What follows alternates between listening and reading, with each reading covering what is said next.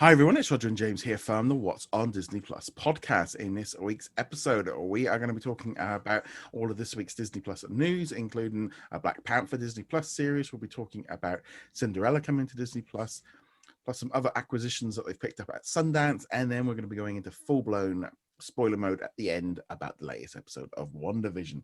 So let's kick things off. First off with the biggest news of the week was Raya and the Last Dragon. They have confirmed that they'll be coming to Disney Plus Premier Access on March the 5th. They've confirmed it'll be $29.99.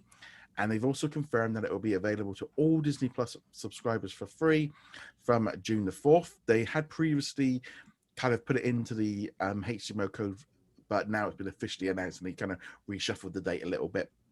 But yeah, so we've got that there. You can now pre-order it if you're in the United States, but you can't pre-order it in other regions because that's not they can't do pre-orders apparently outside of the US. They didn't do it for Milan. I don't think it's a major issue. But yeah, so it's nice to know now we've got the official date for when if you want to wait, you've got 3 months you can wait, or you can head to the cinema if you've. And it's really funny with this whole thing with Raya, of the reaction to it. It's a little bit less mute. It's not quite as bad as it was with Mulan. They kind of broke the back of this problem, and the only thing everyone then goes is Black Widow. Can I have Black Widow? Can I have Black Widow? or even more importantly, it's usually on the lines of, I'm not paying 30 quid for it, but if it was Black Widow, I would. It's like, okay. But are you going to be, what are you thinking of picking up Raya and the Last Dragon? Well, I think the entire idea of pre-ordering a digital content is a little bit silly. But that aside, I am far more interested in Raya than I was with Mulan.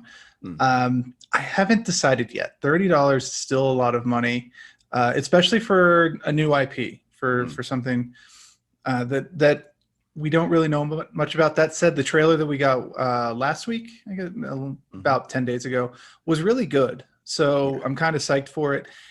And actually that new IP thing kind of comes back on the other, and I'm like, I want to support the new IP. I don't want another live action Lion King. I don't want another live action Aladdin, but something new. I don't know. I'll decide closer. Right now I'm kind of leaning towards it, towards actually getting it this time. Yes, it's priced at $19.99 over here. Right. So it's a little bit along the lines of, I think if that was like a DreamWorks or something like that, I would be like, I wouldn't even think of it. It's that kind of thing of I will get it because obviously got to watch it for this and all the rest of it. But it's a kind of weird thing. I think for families, it's probably a no-brainer. I still think it's a little bit high. It's still that part of me that goes, because it's like Wonder Woman was like $15.99 for us over here, the newest one, and I can't help but feel like that still feels a little bit. It still feels quite premium at that price. At $20 or £20, it's a lot. For $30, I think they should just itch down. But it appeals to families, I think, a lot, because if you've got a load of kids or there's 4 of you, suddenly then it works out at $6, $6-7 a pop to watch, which is the same price as cinema. And then if they watch it multiple times, they really are saving. So I think for families, it makes a lot of sense. And I think it always comes down to individuals are like, no. But then I always find it funny that they then turn around and go, they would do it for Black Widow. And it's a little bit on, that's because you aren't the target audience. And I think that's the key thing that keeps coming back to with this, is going, their audience is to families. That's what they're going for. If you're willing to pay it for Black Widow, but not for Raya, that says more about the appeal of the movie for you. It's like, I find that kind of weird. If you were saying, like, I'm not going to pay it for Black Widow either, it's too expensive, then you've got a problem with the price and all the rest of it. But if you're willing to change your mind depending on the movie, that kind of states that it's just the movie doesn't appeal to you at that price. I think there's a bit of that, certainly. Obviously, like, I wouldn't spend $30 on a horror movie or something like that. I would not get my $30 worth out of it. Some people would, and that's their decision to make. But there's also kind of the impression of the quality of the movie that you're getting. And I don't mean in terms of like, is it good or is it bad, but like the production quality. Mulan, obviously, we know it had a very lavish production quality, and I think that had a lot to do with them trying to justify the price on that. What we've seen of Raya looks really good, but you could be forgiven for going, well, it's an animated movie, so it's not going to be quite as lavish. It's not going to be quite as, action-esque. I don't know. The kind of thing you're looking for. Yeah. The only other problem I've got with it is having them just drop Soul. It's very hard for a lot of people, and I can completely understand this, to just kind of go, well, why would we get that for free, but we don't get this one for free? Because it's, in some ways, it's apples for apples. They are identical. And I can't help but think like Raya is this whole thing. I think of it. I don't think they want to do Disney Plus and cinema. I think that was the thing. It was the Premier Access and cinema. It's almost like we can get away with this. And if it still does well, I think we'll be seeing this for most new releases. It depends on how well Raya does. The big test is whether or not they do it for Black Widow. It is a strange one. It's how much it does. If they can pull in, I know, 200-300 million, they might be like, well, that okay, well, that the Premier Access covers it, and we've still supporting the cinemas, because that's the other thing. They've got to be seen to be supporting the cinemas. And I know there's this whole idea of moving everything over to Disney Plus. It's like it's not businessly viable. And also, whenever HBO Max gets brought in, it's like, yeah, but HBO Max is twice the price of Disney Plus. It is a big difference. And I think that's the key. If Disney Plus was $15 a month, you might be able to justify it more. Yeah, pricing certainly matters quite a bit. But there's also, the intent behind the creation. When you get something like WandaVision or The Mandalorian, Disney from the beginning was, this is going to be for Disney Plus. So they were able to aim it that way. They were able to give it a budget that made sense with what they expected to get back from Disney Plus subscriptions. When you have Mulan, Raya, even Soul, there wasn't that expectation when they made those. They were expecting box office numbers, which are even now, well, even in the near future, I should probably say, expected to be much larger than any given intake that they would get from Disney Plus. Of course, also keeping in mind that box office numbers are a spike. You're going to get that huge amount of cash in a small amount of time, and then it'll drift off into slow residuals over time. Whereas Disney Plus is going to be a consistent source of income over time. If not for the pandemic, we wouldn't even be having this discussion. Black Widow would have been in theaters, Raya would have been in theaters, Soul would have been in theaters, all of it. This is just them trying to adapt, and all of these movies are already a year late at this point. Because Raya should have been out in November, but I think it's also that thing with these of, the release window system is about claiming money from each. You get them tickets from the cinema, then you get the home video sales, and then you get the home video rentals, and then you get the Disney Plus, and then you get the second window. All these different ways of pulling in money as they go.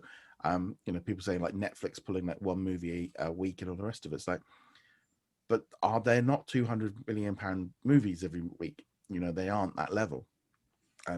Disney aren't spending the amount of money marketing Flora and Ulysses as they are Raya and the Last Dragon. Flora and Ulysses coming up in 2 weeks did not had a budget set for streaming, and that's the difference. And therefore, they hadn't expected that to go to something like The Jungle Cruise is just a massive expensive movie.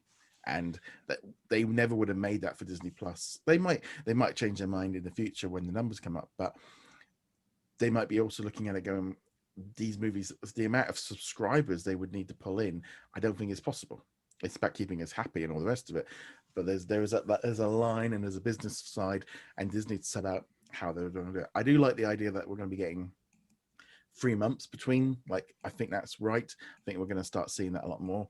But then I'm one of these people that I won't buy on the Sky Store a movie because it's like $6.49 or whatever it is, because you can get it on Amazon or PlayStation Store for $3.49. I'm like, do I go for the HD, which is £1 more, or do or you can make $4.49? And again, I'm not, I would change my store depending on what the prices are, because there is that difference of rent. I look at moving, is it £3.50? Is it worth it? And it's, then you look at £20 and you go, it has to be really worth it. I think for kids, if they're going to be watching for the next 3 months, great.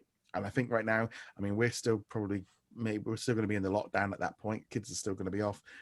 I think if you're home, it makes sense. There is a lot of advantages right now. And with starved content. We're definitely starved for content. I did want to point out a lot of the movies that Netflix gets, you know, you hear about the movie every week or every couple of weeks. A lot of them are movies that have been stuck in development for a very long period of time. Companies pushing them back and forth and not getting done. Some examples like that Ben Affleck movie that came out, I think 2 years ago.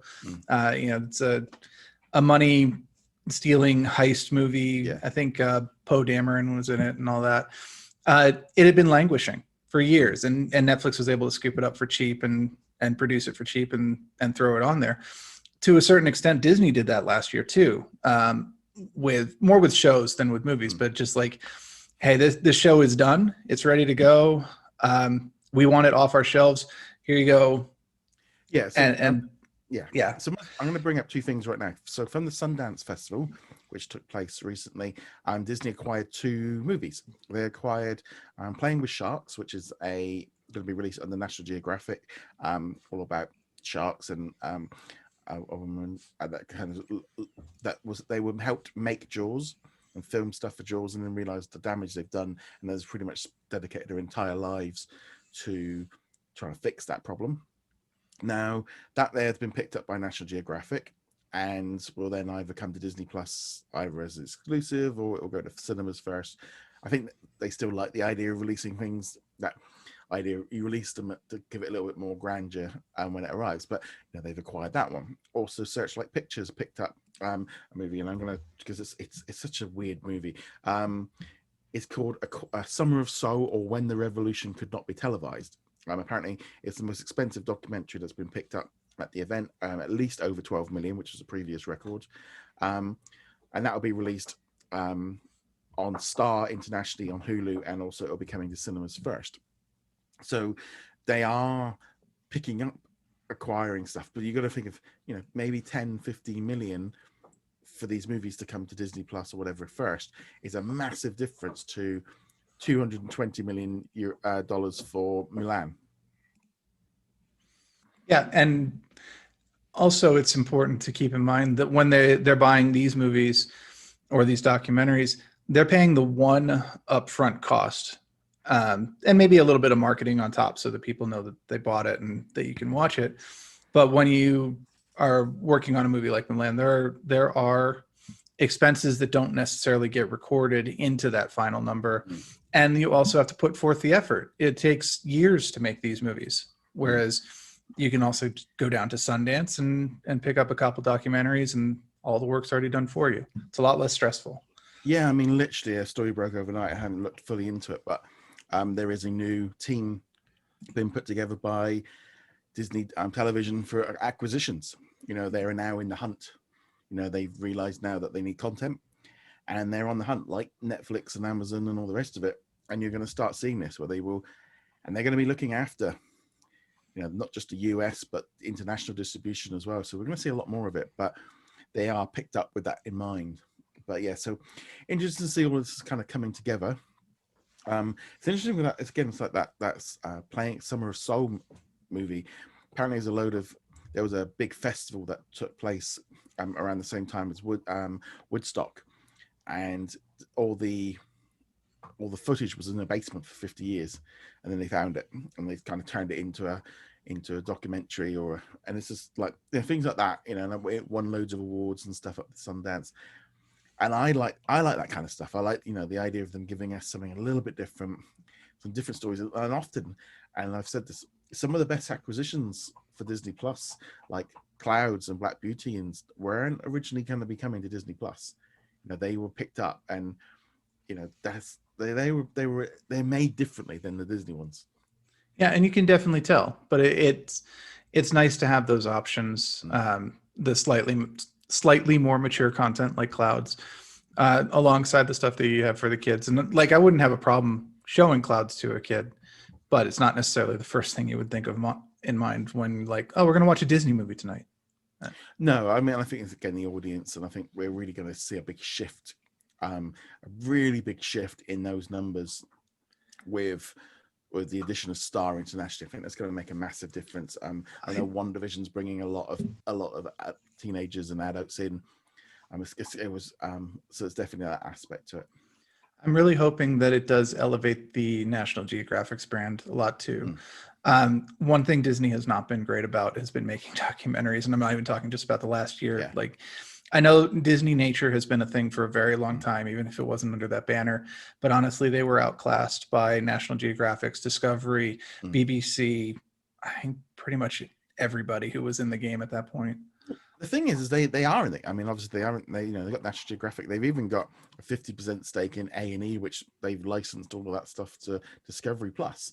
Again, you kind of think, well, why? Because they took the short money deal rather than paying Hearst probably to put it on Hulu. But it's very interesting to see how this is working out. But there is going to be a new documentary series coming to Disney Plus called Behind the Mask. And this will be dropping next week. We've got the fresh trailer of it. They've really said it's kind of one of those things, and it always worries me a little bit with the Marvel ones where they don't seem to sometimes announce all the details. Like, how many episodes have we got? How long is it? They don't seem to be giving us a lot of information, which always sends up flags like a week before it comes out. Well, not even just the week before. We just want to know what the format of the series is at all. I mean, they give us some details, but not too many. But what was the series that we watched right before WandaVision? Or the series? It was 2 7-minute episodes.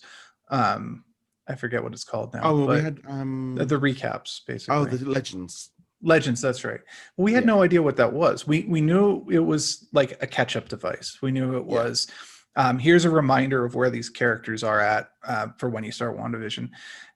But we didn't know anything else about it. So we both had expectations like, ooh, this is going to be, a recap kind of thing. It's going to be exciting. Maybe we'll get some creator interviews or talk to the actors, get some behind the scenes stuff. And at the same time, we're also like, I have no expectations at all because I have no idea what this is about. Yeah. And it turned out it was just a really fancy fan trailer. I mean, the problem is, Marvel 616, they were promoting for months beforehand, dropping clips and it seemed like they were like really into whatever they made for that, and it was a very well made documentary.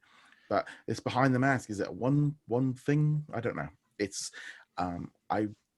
it always flags. It was the same thing a little bit like with the Pixar popcorn, when they hold stuff back to the final week, it always feels like this is like a filler. And is this just or when they hold it back to the final day, like they did with that Magic Camp? Yeah, it's like there's a movie coming out on Friday, and it's Monday. We've still not seen a trailer for it. I'm never gonna not bring that one up. It wasn't that bad. I don't know. I mean, it was utterly forgettable, but it wasn't bad. So we have got that one next week. It does feel a little bit at the minute of like we're in this like weird bit where, like February, we've only got WandaVision and Flora and Ulysses, and there's not a lot. Yesterday's drop was dreadful for us. I mean, we literally had an episode of WandaVision, which was fantastic, and then we had Europe from Above. That was it. And in Australia, they got like Wild Lapland, and I think Canada got like 2 movies. It was like really like 1 or 2. It's like we're gonna have to drop a little bit more than that to. I mean, obviously, for us, we're all getting all the star content, so I can maybe see what. But it was a little bit like, really, is that all you're giving us? Is like 1 documentary, which was very light. I mean, we didn't get very much over here either. Obviously, we had WandaVision. We had the Yoshiki documentary, which I'm looking forward to watch. I have not had a chance to watch it yet. And then Upside Down Magic. Which was originally on the Disney Channel, right? This is it getting onto Disney Plus. Is not really a new release. Really weird that they still did that. How they it came out in July. Why they didn't just dual release it? I don't know. I'm hoping they're going to sort this out soon. Right. Moving on from there, we also had it confirmed that Cinderella, the 1997 version, the Rodgers and Hammerstein Cinderella with Brandy and Whitney Houston, will be coming to Disney Plus in the US on Friday, the 12th of February. There was an announcement, and then they kind of had to change it. Apparently, regionals, there might be some regional differences. I know in the UK, it's now coming on March the 5th for some bizarre reason. But yeah, so this one very well. A lot of people love it. Really, a lot of people excited. I mean, it's been one of the most popular stories on our Facebook group. I mean, the amount of people commenting and sharing it. You know when you get, it's like, oh, that's something. You know when you're like, okay, that's the every. You know when something is important to people when you see the amount of people that are interested in it. When you put up about playing with sharks and 2 people like it. Yeah, no, this is the low rent version of crowdsourcing our topics for the week. Yeah, it was like, it's like, but so Cinderella, I've never seen it. I don't even know if it aired in the UK because we were at a different point back in 1997. But I kind of want to watch it to see what everyone's going on about. That was the thing for me. But there's a lot of people excited about this one. I've never seen it either, but I am looking forward to checking it out for the first time. And not just because a lot of people are going on about it. Rodgers and Hammerstein, they did a lot of really good musicals, and Cinderella is already a classic story, so it seems like a good combination to me. Yeah, I mean, I'm gathering at least there must be some like it's not the Disney version. I think that's the important thing to note. Are they going to cut the heels off? I mean, that's I don't know. I mean, there's got to be something in there, but I think as well as that, the fact of so it aired back during the Wonderful World of Disney on ABC back in 1997, and has new song, there's a lot of original songs. So look forward to seeing that one. Quick note as well, if you're down in Melbourne, Australia, Disney Plus is returning with the drive-in cinema experience for the launch of Star. They'll be running it right through to the middle of March. There's going to be every night there'll be a different movie showing, pretty much every night. So you're going to get like Aliens, Die Hard, Titanic, Deadpool, Jojo Rabbit, The Rock, Romy and Michele's high school reunion, 3 billboards outside of Ebbing, Missouri, Little Miss Sunshine, Predator. That'll all be taking place in the evenings. Price around about $50 for a car to go in. That's Australian. And yeah, I mean, it's just nice seeing them do it. Obviously, as well, the numbers in Australia are much lower, so they can do a lot more stuff. But also, it is an outdoor event.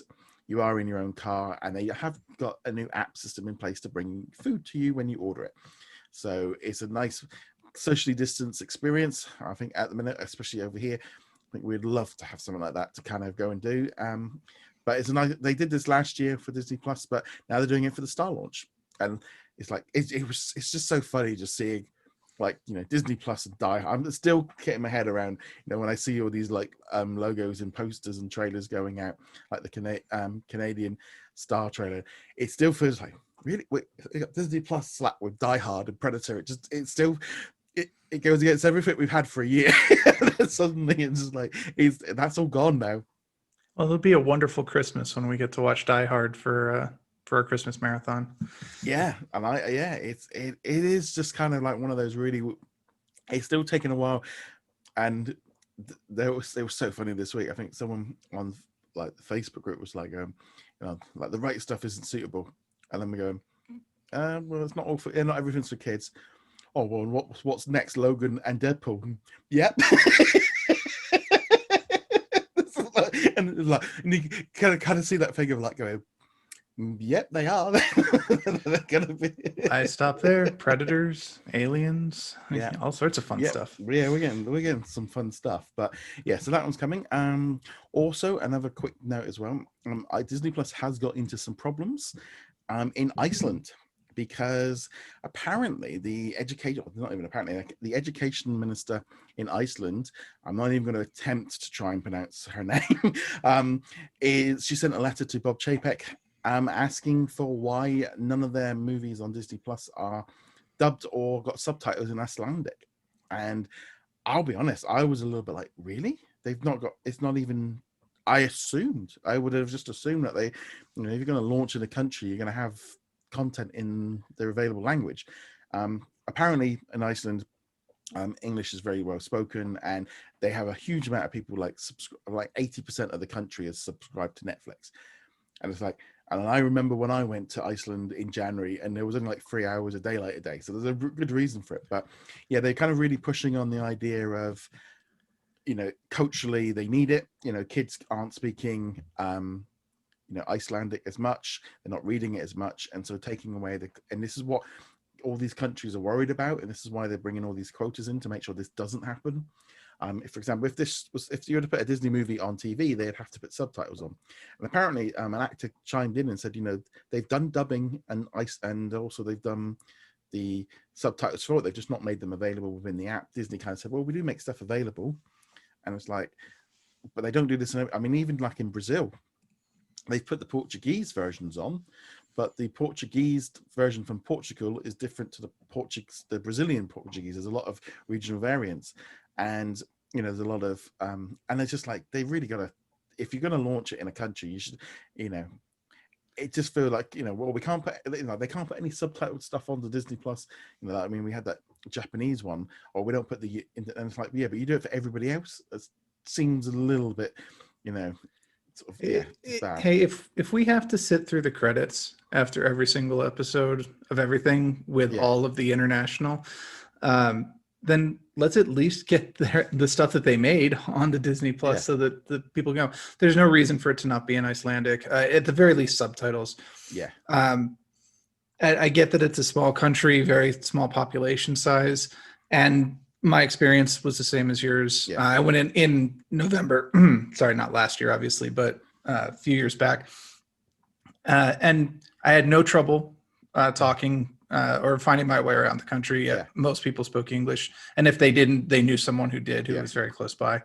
But that said, that is not their primary language. Icelandic is their primary language, and they should be able to watch their content in it. If this was a small studio we were talking about, low budget, independent group, I'd be like, okay, they don't have the resources to pick every single tiny language, especially one that's only in this one country. But this is Disney. They have the resources. It's not even that. The fact that they're there. They've made them. Yeah. They've paid people to do it already. It's just a little bit like, guys, come on. It's like, and sometimes you do kind of look at this stuff and go, if you're willing to take all their money, you should kind of provide it. And that should be a basic. I mean, even if it was just half of it or just some of it, just at least get anything that they've got in there should be available. And hopefully they will sort this out. I say so. Kudos to the education minister. When I saw the story pop up on the feed, I was like, I think that's.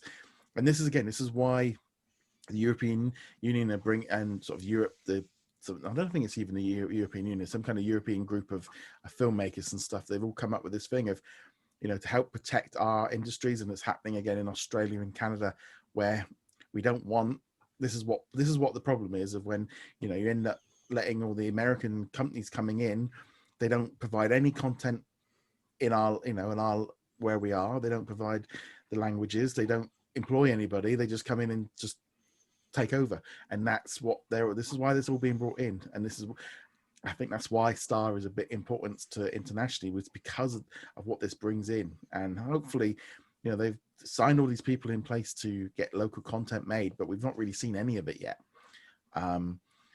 But this is all very important, and it's important that we get access to things like WandaVision and stuff, but also it needs to be available for everyone to be able to watch it. And if they've made the subtitles and they've done the dubbing, they should be there.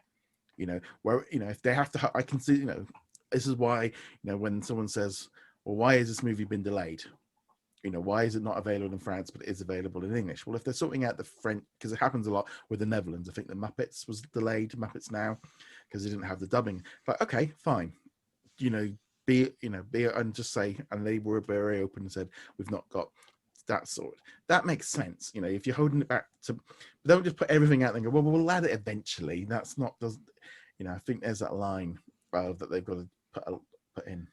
Well, I think transparency is always a good thing on these things. And that's might not be the answer you always want to hear. We don't have it ready for the Netherlands because we don't have the Dutch dub ready. Yeah, obviously, if you're from the Netherlands, you don't want to hear that because you want to see the Muppets. But I would rather hear that than, sorry, Netherlands, we'll get it to you when we get it to you. Because then you're like, why are we being singled out for this? Why can't we get it?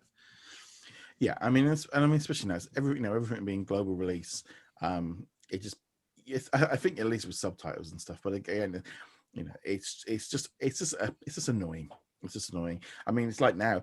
I mean, we're watching on Netflix Money Heist, which is a Spanish show, with dubbing. We're also watching Lupin, which is a French show. We've got to that point where it was a bit like there's nothing left to watch, so we're going to start going into, and so there's some really great shows. You just have to get past the lips. I know.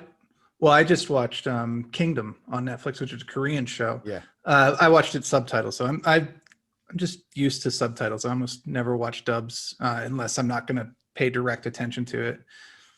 It's actually kind of one of those things of the show. I do kind of watch it with my phone in my hand because it's a little bit along the lines of you can listen to it a lot easier, and you don't have that's what I mean.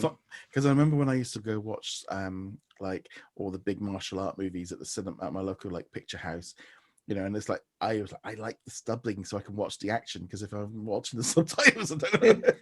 Subtitles is definitely an acquired skill. The first, I don't know, dozen movies you watch, you're definitely like, I'm watching the bottom third of the screen so I can read what's going on. Eventually it just becomes second nature and you're fully aware of it. But I totally get why a lot of people are like, no, just dub it. I will deal with the fact that it looks ridiculous and the sound maybe isn't right or the acting isn't quite right because it doesn't match. But it's kind of fun. So moving on from there was a big announcement at the beginning of the week. We're going to be getting a Wakanda series for Disney Plus, which was big news. This one really did kind of grab a lot of attention. So the director of Black Panther, Ryan Coogler, has signed a new 5-year contract television deal with Disney, with a number of other people involved, and they're going to be working on Kingdom of Wakanda. They're also working on, it sounds a little bit like by the press release, that they're working on some other projects. But I heard this and it was along the lines of, I actually would prefer them to do this than Black Panther 2. This would really allow them to step away from Black Panther and give everyone, I think, a little bit longer, because ultimately at some point they're going to have to recast Chadwick, which makes sense, but it's too early. It's just too early to do it. They need some time off in between.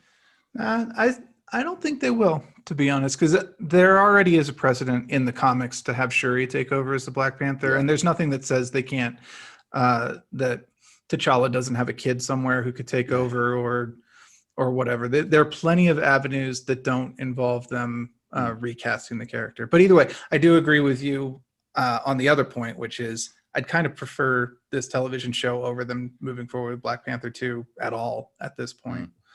It does just feel like I mean, at least they did set it up in the first movie, essentially, that you can pass the torch on. So that's how, if you take the flower and whoever takes control and stuff does it. So they've got that way. But I'm really just excited about the idea of them doing, just exploring the world, because I mean, it's such a vibrant, beautiful, when they show it in the movie. And this week I was listening to the Black Panther soundtrack again, the drums and everything, and just while I was working on some articles and stuff the other day, and I was just like, this is such an amazing experience that was unlike any, we don't get that very often, but this one really managed to capture something. It did. And I also wanted to point out that this is a live action show that they're talking about, because when I first saw the headline, I was like, oh, it's going to be an animated series, kind of fill in the gaps, maybe with a stylized art form like the original Clone Wars animated. And then I read the article, I was like, oh, this is live action. All right. And I was already interested, but now I'm like, I want to see where you're going with this. Yeah, and you got all the different tribes and stuff, and they got. I think this one's going to be good. I mean, it's again a few years away, but I mean, it is feeling that, especially with WandaVision at the minute, we're kind of a bit like, we're all getting really. This is going to be a good. We're all going to be treated very nicely with the amount of Marvel content arriving, and the quality. They can keep this quality up. And again, if they keep bringing different people in, and different people making it, they're all got the buzz to keep that momentum going. I'd much rather, have 3-4 episodes, have 6 episodes, do whatever they need to. Small. You don't need to have a 22 episode season. It could smaller chunks are better. But Black Panther series, or not even Black Panther, just a Wakanda series. It'd be just nice to explore that because it's the one, really one of the few places in like the Marvel world That's not like here. You know, they Yeah. can't do it for New York. No. And you get so many little hints of the world of Wakanda in the Black Panther and a little bit in the Avengers, but there's such a rich history of it within the comics, especially since the late 90s during Christopher Priest's run on the book. You know, they really fleshed out what Wakanda was. Originally, it was just generic African country that's not generic African because it's got the the vibranium and it's super technologically advanced, but there really wasn't that much put into it. Yeah. And now, they've developed the culture, they've developed, their tribal feelings versus the technology feelings, and there's so many stories they can tell with this. Yeah, no, I'm really looking forward to that series. So that's pretty much is all of the news for this week. There's a few other bits and pieces, but before we go any further, just want to do a huge shout out to all of our patrons and YouTube channel members for all of their support. You can become a member from as little as $2 a month. You get access to early reviews. There's a few that's gone up recently that will be coming throughout February. So at the minute, we've got a Treasure Planet episode dropping tomorrow that me and James did. So you also get to ask questions in the weekly Q&A video. You also get your name at the end if you're in the gold or diamond brackets. So just a big thank you to Sarah for the executive producer level. Huge thanks for the support. And hello to Chelsea, Tom, Red Raven, Amit, Drew, Dawn, Bad Dog Gamer, Martin, Adam, Jeremy, Joshua on YouTube for being members. Also, thank you very much to Andrew, Jacob, Andrew, Chris, Darren, The Juice, Lester, Lauren, and What's on Netflix for your support on Patreon. Massive difference, makes being able to continue making this stuff and continue just making more content. And that's all part of it and just makes a massive difference. So let's jump into it. Let's talk now about WandaVision, the 5th episode. Full breakdown. We are going to go into spoilers at some point during this review because we just can't. So if you haven't seen it yet, come back after you've watched it. So that was your warning. So WandaVision episode 5, what did you think? Let me preface a little bit. So last week, I don't remember exactly what I said, but last week I enjoyed the break from the sitcom episodes to have the behind the curtain stuff, and we had Darcy and Jimmy and Monica. And when I was sitting down to watch this episode, I realized no, I needed more than a break from the sitcoms, because I was actually like, I'm not sure I want to go back to the sitcoms.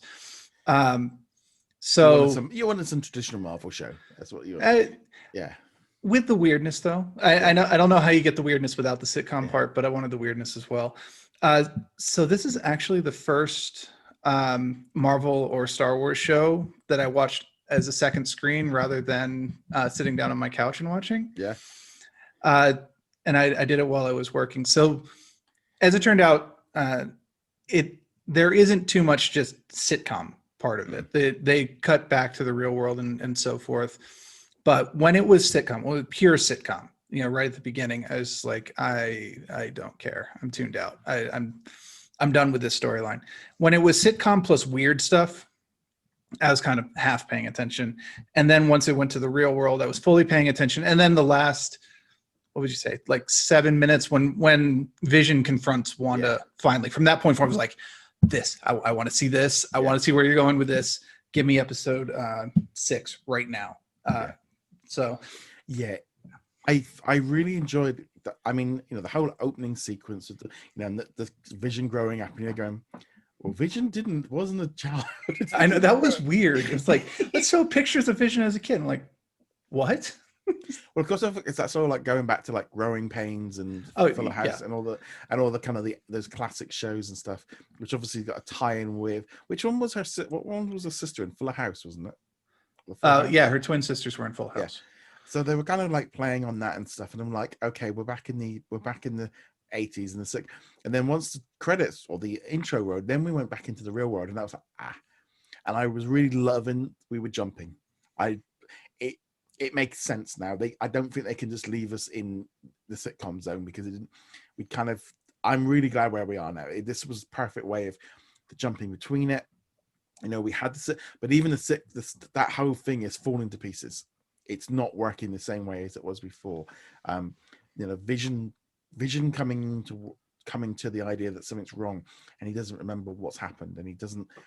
And that was the fact of him like getting an email and then like breaking what's going on, and him confronting Wanda.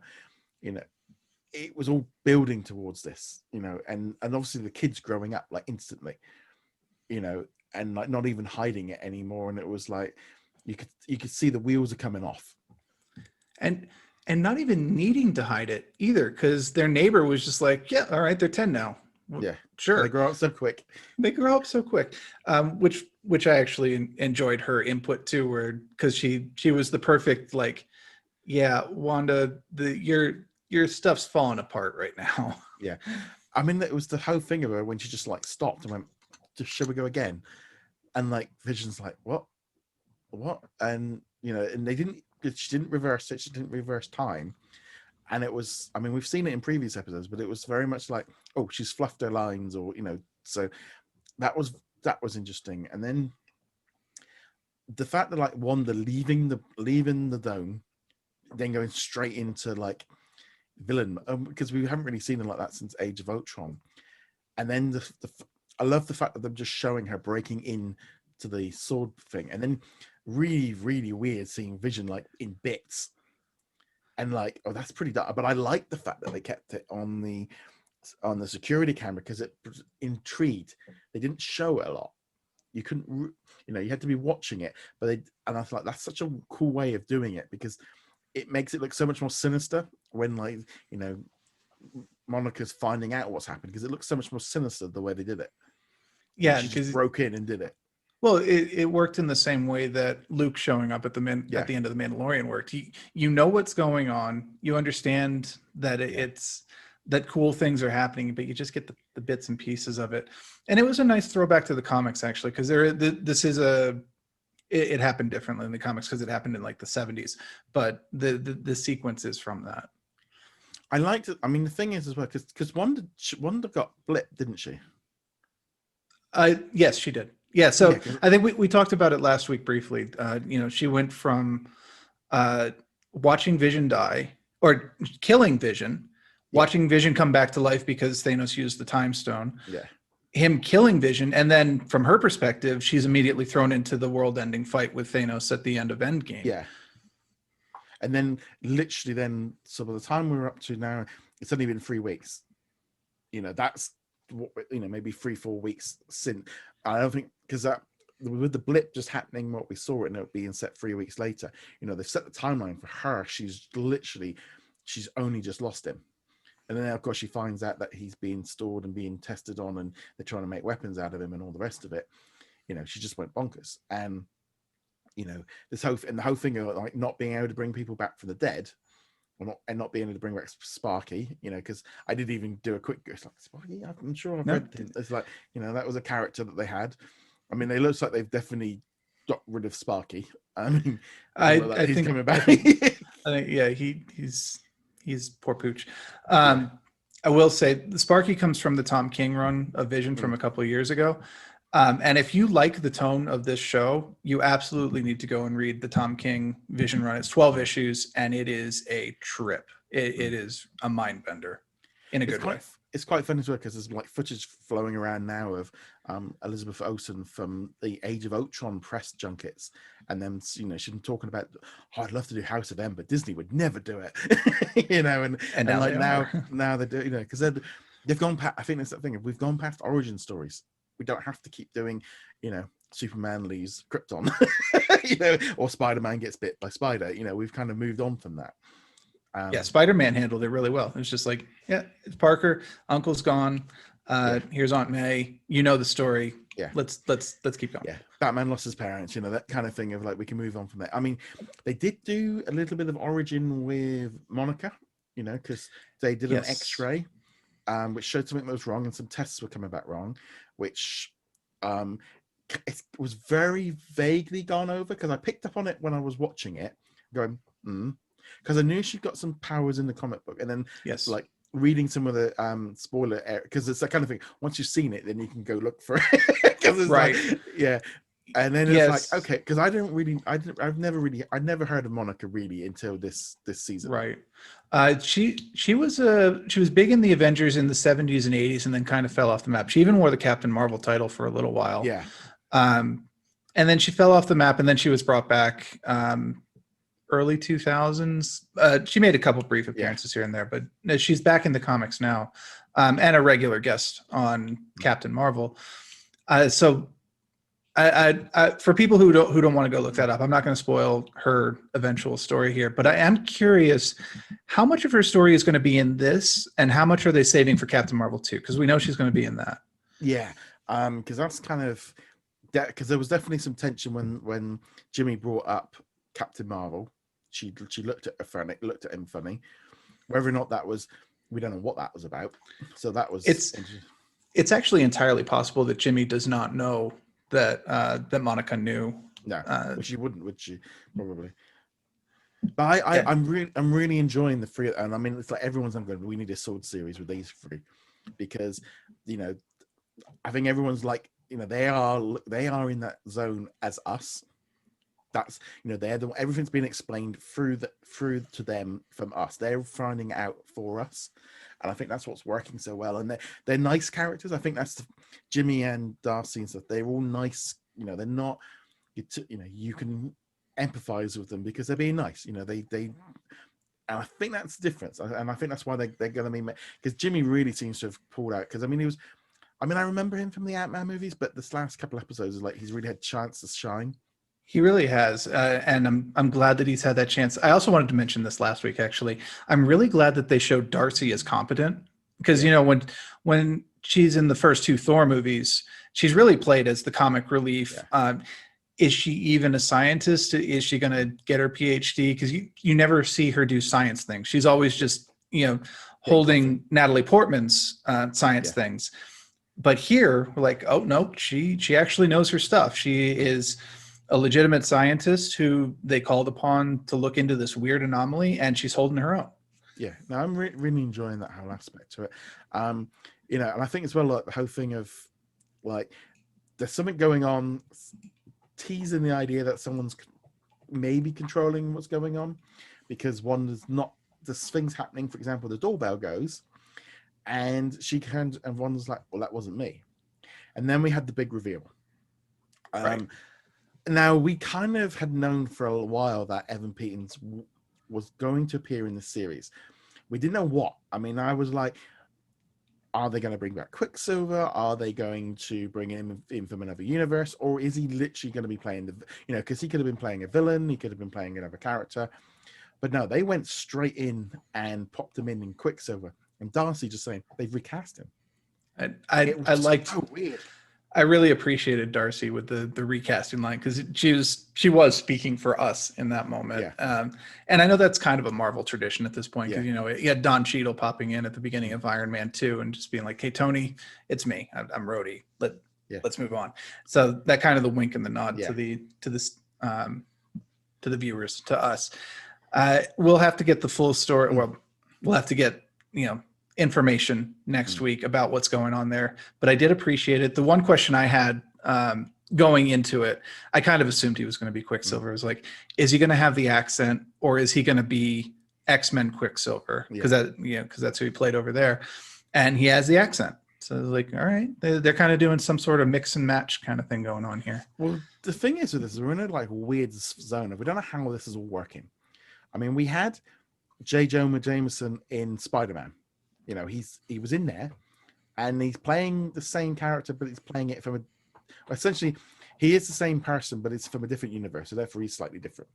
And then we're going to have all these Spider-Men coming into it, and we're going to be seeing William Dafoe is on the set. We know Dr. Octopus, all these villains from the Sony movies are going to be in there, but we don't know how and we know Electro's coming back, but he's not playing the same character. They're doing it differently, and this might help set all that up. Have they been just pulled in, or are they? We don't know. And also the same thing as well as I'm thinking, well, we really need him to be able to continue after the series. I want him. We all want Quicksilver back, he was one of the best things out of those X-Men movies. His scenes stole the show. He was one of the best things, and obviously he was set in the 80s, and they didn't really set up that he had a sister and mutants and stuff like that. And they I think they threw it away as a one-off line from his mom Yeah. or something like that. But yeah, and it was all mixed up because the Fox deal and X-Men, that was from the era of like the X-Men will never be in the MCU because Fox will never allow it. And so and the rights for Quicksilver were weird because Fox had it, but Marvel also had it, and that's why we got him at both movies and blah, blah, blah.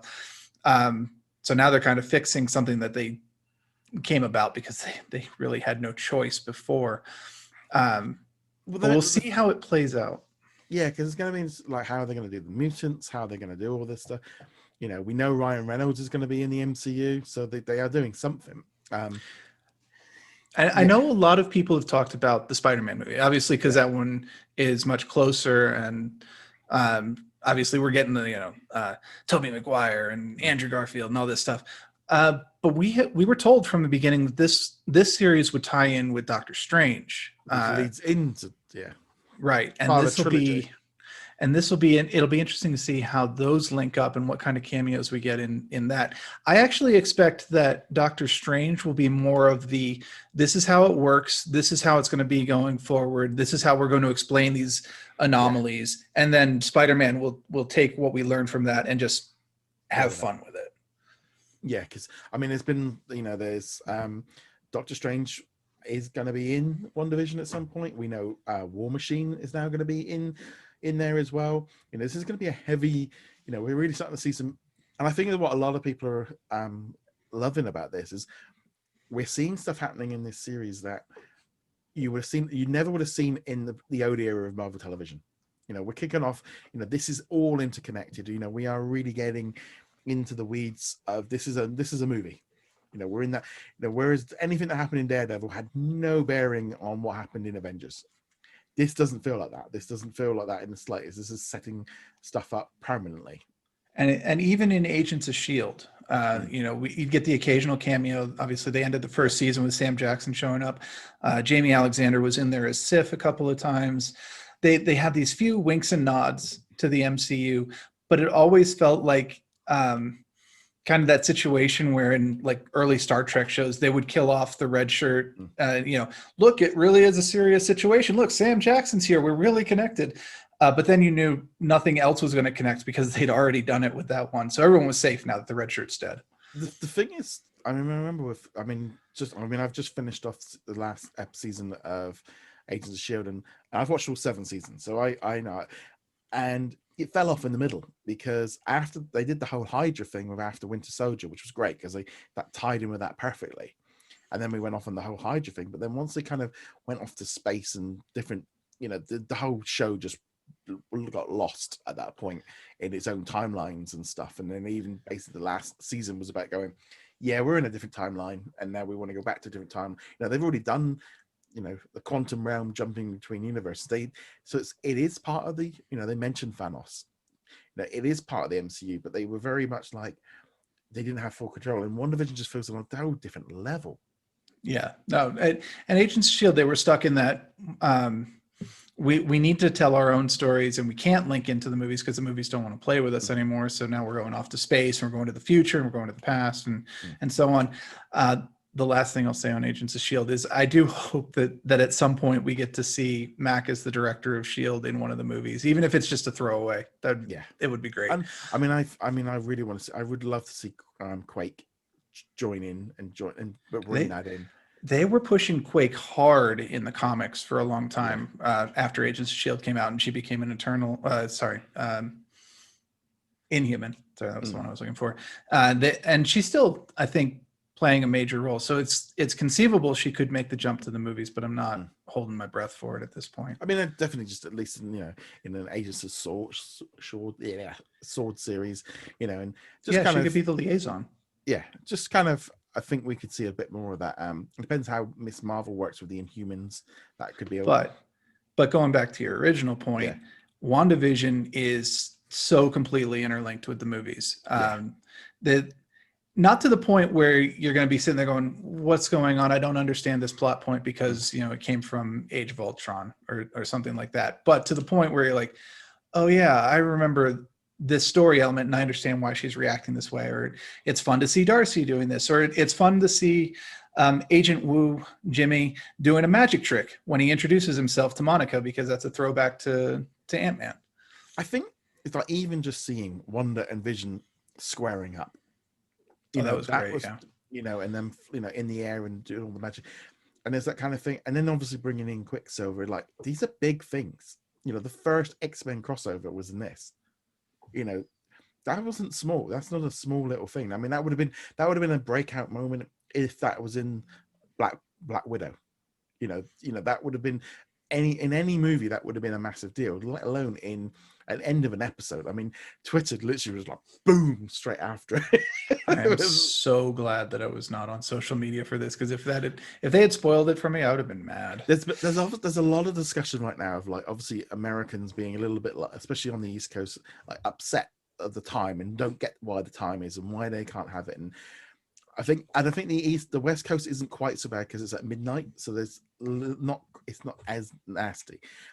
But this whole thing is like the time zone that it drops, and a lot of people are like, oh, it's for Americans, and Americans make it. It's like, well, Vision's English, so therefore we can claim half the show. WandaVision, Vision's at least half the show. It's good for us. and I mean, if you want to follow that, then Wanda's Sokovian. That's Eastern Europe. Yeah, so it's just, so the actual main characters are Europeans. It should be on our time. But still. Yeah, but there is a lot of talk of that, and I think the thing is with Disney, one of the reasons it goes up, I think, in the middle of the night is to reduce the strain on the servers. I think and I don't think it's anything more than that. I think it's about stretching out that server load so that they can kind of get, because if they went up at, like, say 6 o'clock in the evening, I mean, the trouble is with this is a global release. No time is good. No one time anywhere in the world somebody is getting the short end of the stick. We got between like Hawaii and New Zealand, there's a 24-hour runaround for the same day. So when they release it at one time, nobody is good.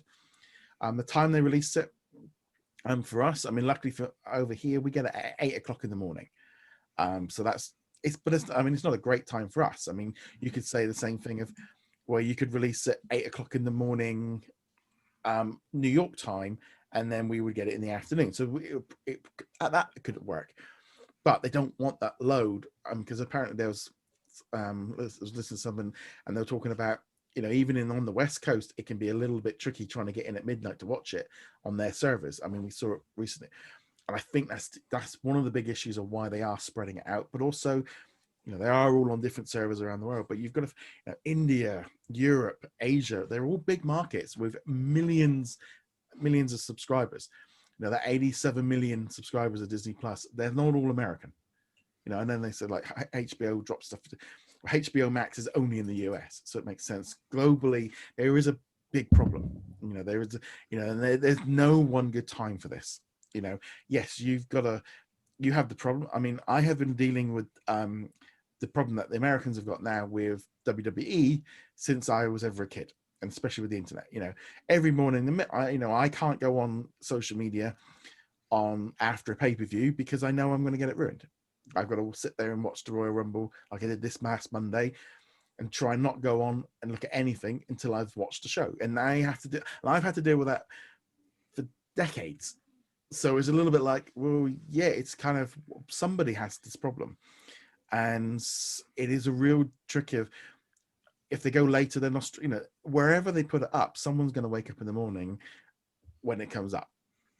And if they put it on at good time for, if they put it on in the evening in New York, then it's the middle of the afternoon for LA, and then there is no good time for it. Yeah, it's just, it's a problem that will never properly be solved. There is no way to solve it. You can't say, all right, it'll be released at 8 a.m. local time, whatever your local time is. Yeah. And we will magically block your social media so you don't get any spoilers until 10 a.m. You can't do it. It's not possible. You can, as an individual, you can install certain blockers and say, I don't want to see any tweets that have WandaVision in the name. Yeah. I know a lot of people installed these around the time the Star Wars movies were coming out. I'm like, I don't want any spoilers. I've got Luke Skywalker and Leia and stuff like that, and I'm not going to see any of it. But practically, you can't do it. And also, I mean, we follow a system of generally on our group.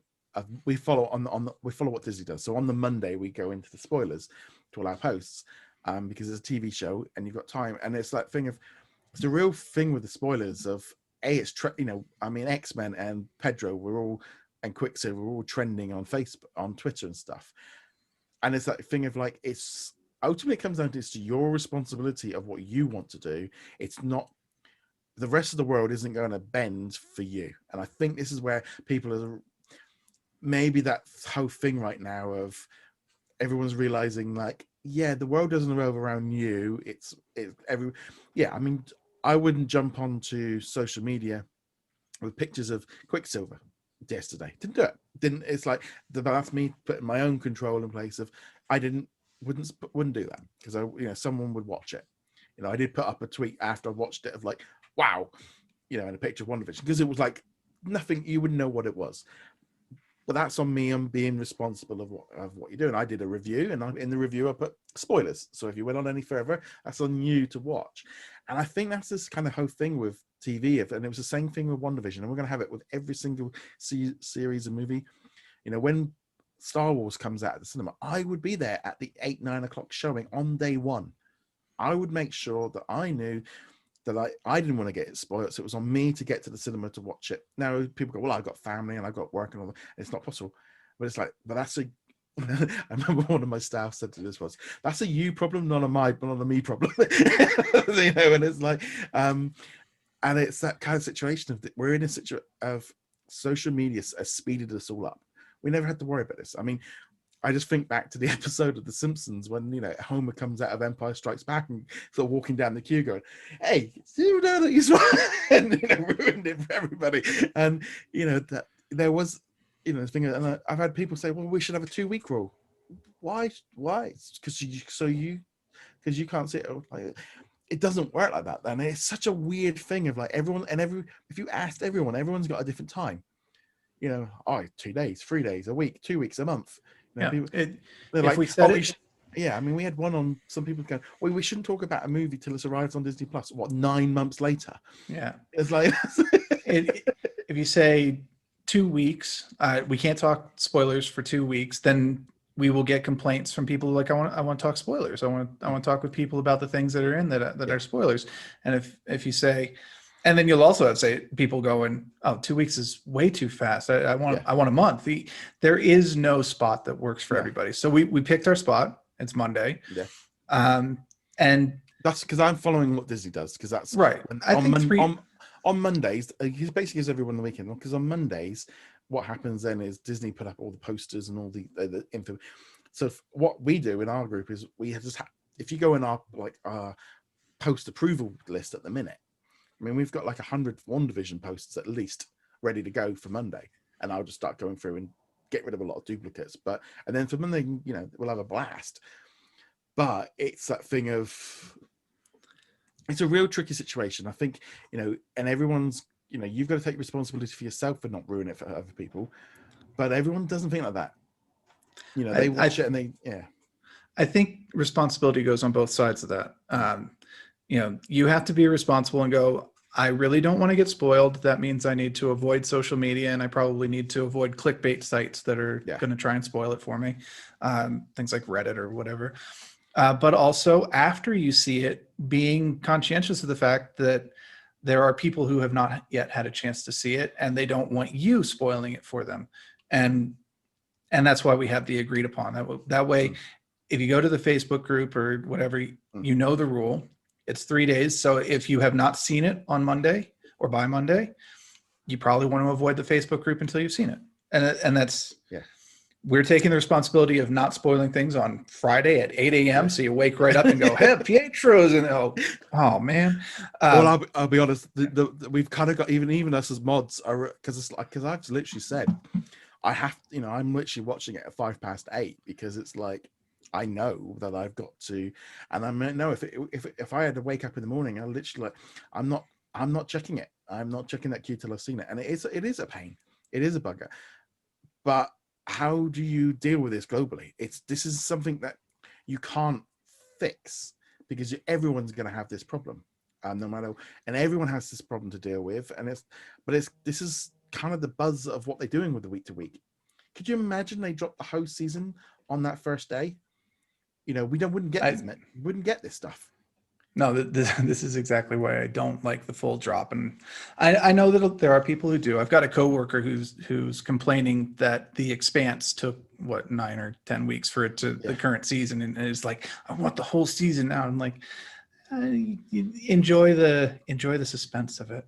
I did put up a tweet of like the grumpy Muppets, Walter and Slater and kind of going, yes, and because there's so many kind of people like, why can't we have it now? Why can't we have all, like, and then they're expecting 2 episodes to drop because there was a leak, or well, can't they do 2 episodes a week? And why can't we have more? I just want more. And as an old man now, I'm just sitting there going, what are you whining about? This has been how television's been for the last at least my entire life, for 40 years. It's been like it for decades.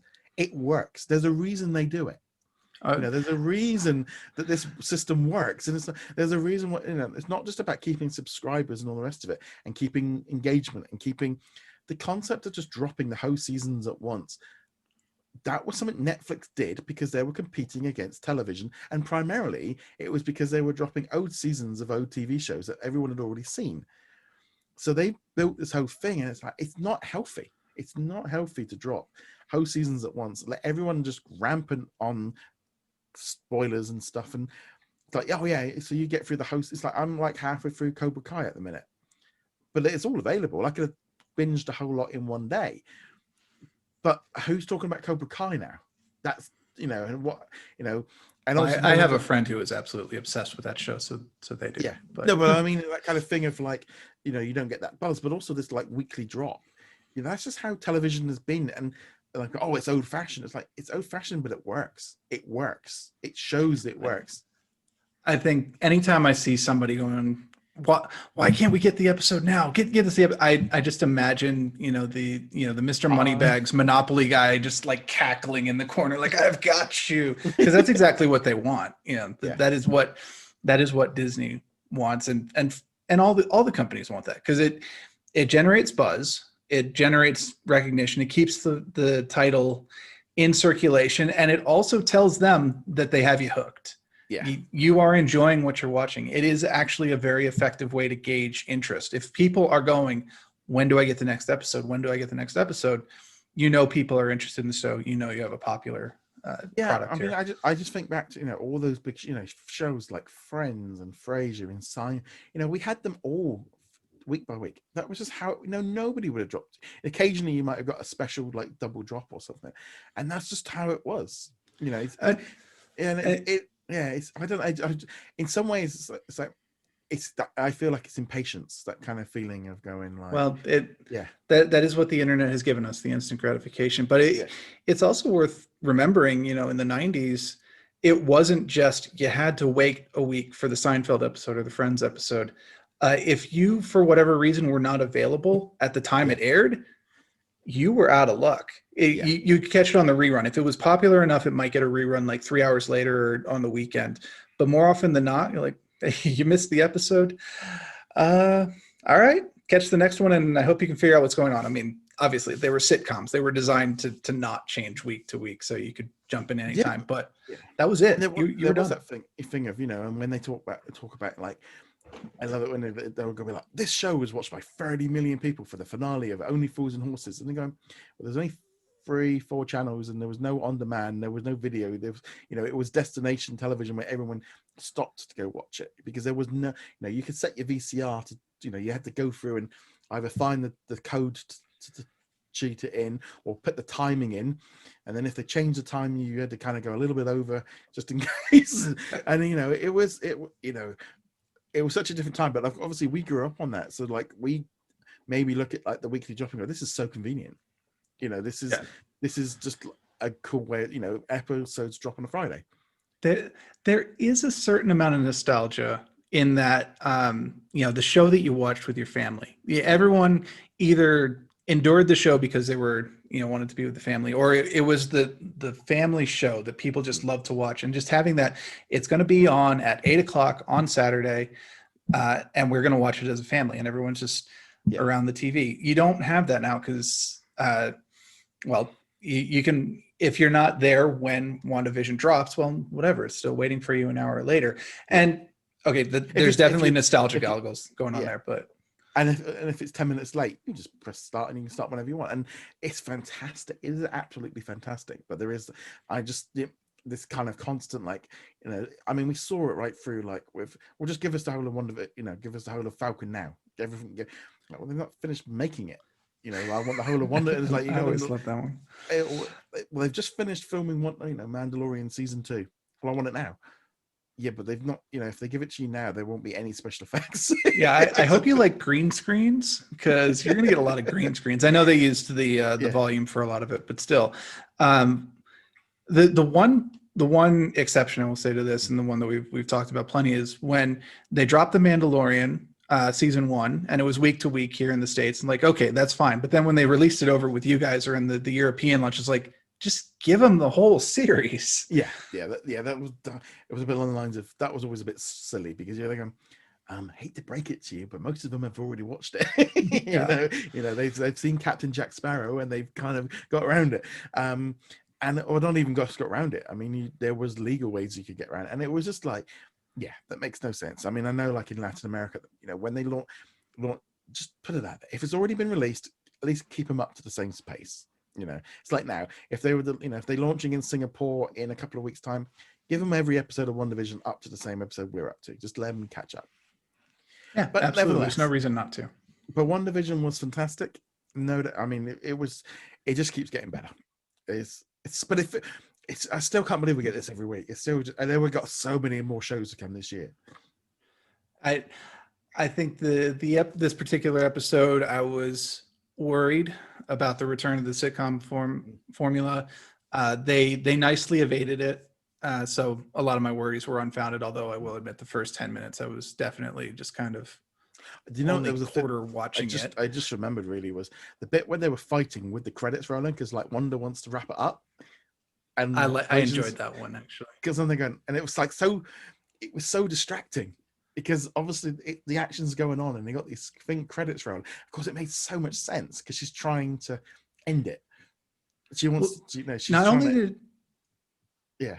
Well, a couple of thoughts on that. First, this was a 40-minute episode as opposed to the previous 30-minute episodes, but the credits ran at 30 minutes. Yeah. Or very close enough. So you could feasibly go, oh, this is the end of the episode, because this is the same length as the previous episodes. And then it goes to a screeching halt, and they're like, no, we're going to have this fight right now.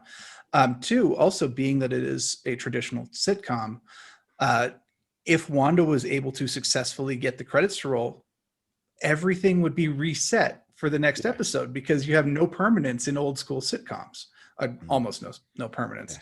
And then, I really like that. And then those last 5 or 6 minutes after the credit break were the best in the show so far. Just good. The showdown, the reveal, all of it. And I want episode 6. The thing, it is amazing, that feeling of they've really grasped the concept of the cliffhanger, haven't they? They've really they know what they're doing. They're playing it perfect. It's this is proper old-fashioned television control of keeping you hooked for the cliffhanger. When because sometimes you would only get this at a season end, a season would end, and then hopefully you just hope that this show wouldn't get cancelled. but it was just they're cooking you straight into the next. Yeah. But no, so nevertheless, let us know in the comments below what you thought of this week's WandaVision episode. I'd love to hear your thoughts. I'm going to go check us out over at what's on disneyplus.com. You can find us on Twitter, Facebook, etc. Feel free to join our Facebook group as well. We've got 160,000 members in there. And we shall see you guys in another episode. Laters.